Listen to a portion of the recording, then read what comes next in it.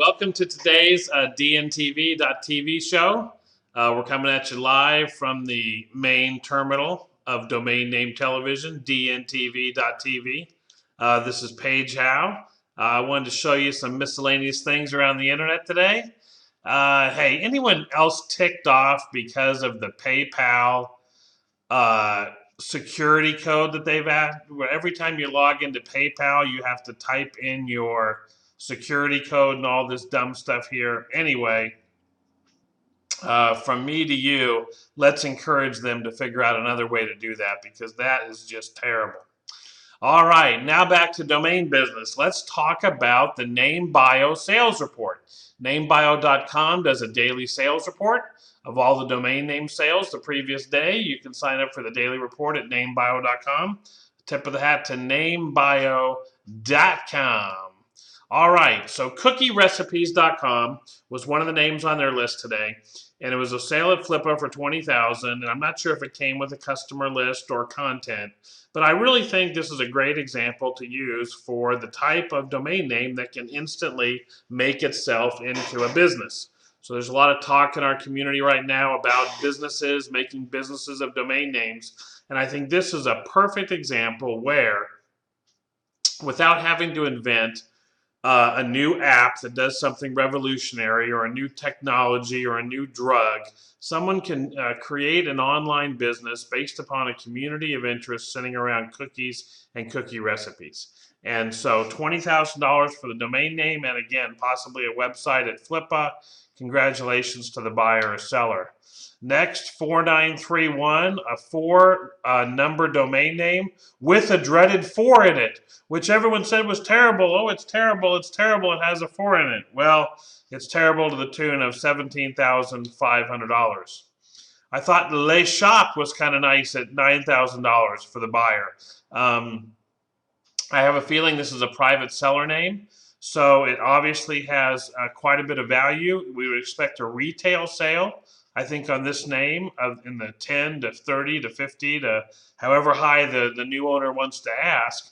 But it's a good example of a short, crisp name that it doesn't mean you should go out and buy lay with every other verb or noun out there, but especially with shop, I think it looks terrific. So leshop.com. Fashion Boy actually went higher than I thought at 4,500, but you know, the fashion industry, you can technically, I hate to say it, spend $4,500 on one outfit. So that's not bad if you're looking at it over the long term, or if you're in this business. Next, we have the 4/8 with the 188. The 1 isn't bad with an 8. It has a lot of cognitive meanings in Chinese.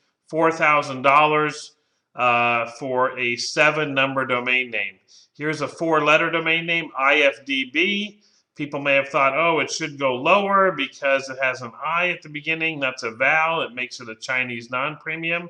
But in this case, either an end user really wanted it, or it has a lot of traffic, or someone knows exactly what they're going to do with it. But anyway, here's a 4-letter non-Chinese premium going for $3,700. I liked ultramedia.com. I think the media suffix is terrific at the end of a word. And as much as all the people are centering around buying numbers and letters right now, here's an example of 2 great words put together. Ultramedia, I think it's probably a wholesale buyer and a wholesale seller at NameJet at $3,600. But the buyer has now got a name that if someone wants to define their company as the ultra or the best media company out there, then you've got a name that can easily command 5 figures and strong 5 figures.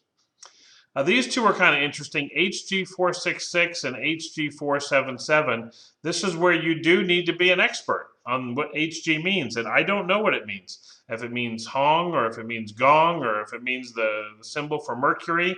You know, you can do some work on Wikipedia to figure out whether you should be buying HG with every other combinations. But these two surely worked and would be names that some of us would even skip on the drop, especially 2 or 3 months ago. And here each one's going for $3,000. Offsite backup. I had watched this auction a couple times, and I think whether it's physical storage of files offsite or getting a copy of your data offsite at $2,300, that's probably the smallest engagement size possible for a data recovery firm or someone, because they're not only getting money from storing your data offsite, but then they're getting money when you need to retrieve it. So again, I think this goes to the fact that real world uses of these domain names, buyers should just be pleased as punch. This could be a wholesale seller and a wholesale buyer where they're buying it at 2,300, hoping to sell in the future. And if so, I think they've got a good deal. QNR, this is what we might call an American non-premium 6 months ago, but it's a Chinese premium because there's no VAL and no V, went for 2,000. Better Seller and Better Sellers, kind of a pair here for 3,500 through Buy Domains. Good example of someone wanting to brand themselves. Here's another what I call full house domain, 678KJ. So it's 3 numbers and 2 letters.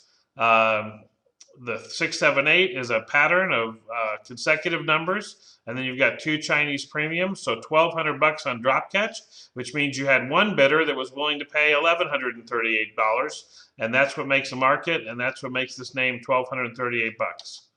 MLFZ, $1,100. Okay, Energy Search. I'm not quite sure to do with it, but those are 2 strong keywords together. $1,000 gives you an idea of the wholesale value of 2 great keywords together. Here's what we call a letter number, mz0.com, going for $780. So that gives you some insight on what maybe a non-American premium with a 0, which some people say is one of the poorer Chinese letters, is going for. Now we have L1.org. So we have a letter number, an LN.org, L1.org. I think a terrific name and a great buy at $720 bucks. Whether any organization or nonprofit has anything to do with any word that begins with the letter L, then 1 is obviously a great appendage or suffix. So you've got someone to be able to be L1 here. Also on some typewriters, it's going to look exactly the same, the L and the 1. So I think what font you use to display your domain name is important here. Here's another 6 number, 881899. So you got 2 8s with a repeating 9 at the end, $700 bucks. Kimbu.com. Thought this was interesting. So it's sold on Dropcatch, or I should say it was purchased on Dropcatch for $450, meaning that it's an expired name, went to auction. You must have had at least 2 buyers buying it.